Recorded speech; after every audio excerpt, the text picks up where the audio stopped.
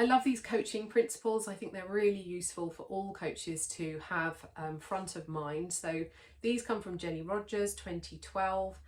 And the principles of coaching are that the client is resourceful. So we always hope that the client is coming to us with the resources that they need to fix the problem that they're bringing. So we don't expect to have to be the problem solvers for them. We assume that they have the resources, they just haven't got access to them or they aren't tapping into them right now. So our job as the coach is to help them to find those things. So number two is that we are helping them to develop that resourcefulness by identifying it, by sort of skillfully questioning it, by pulling it out from the background.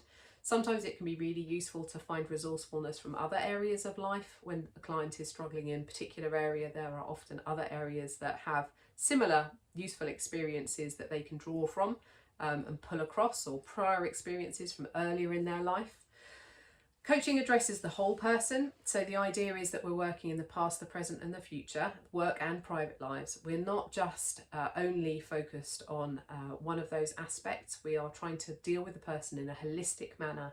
We're taking them as a whole person and not cutting off any part of them or any part of their world arbitrarily.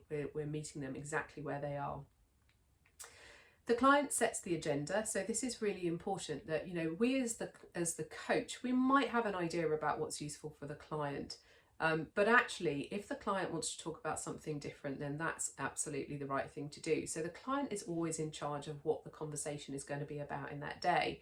And it's our job as the coach to tune into, what do they want to talk about today? What's important for them? What's top of mind? And the better we get at that, the more appropriate the coaching session becomes, because it's what's useful for the client in that day. Now, sometimes you might find that you have been doing a particular piece of discovery work with them about something, and they're bringing something completely different to the session that isn't something that you were expecting them to bring. It can happen when we're in a program with someone, for example. But you have to go with what they're bringing today. We can invite the question about, we were talking about this last week and we thought we might do this today. How do you feel about that, or would you like to talk about something else? But ultimately, the coachee is always the person who is in charge of the agenda, and we have to honour that because it's about what's useful for them, not where we think we should be at with them.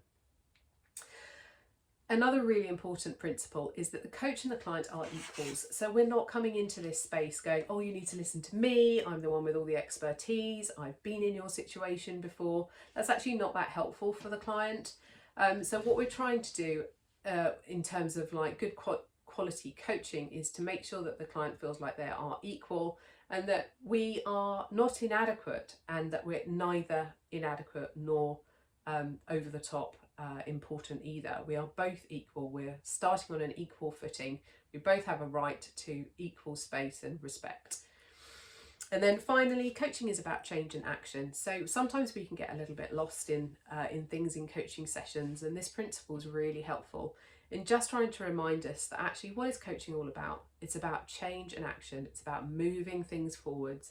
So the better we're able to help people move things forwards at the pace that they want to go in, then that's the good quality coaching session that we can aim for.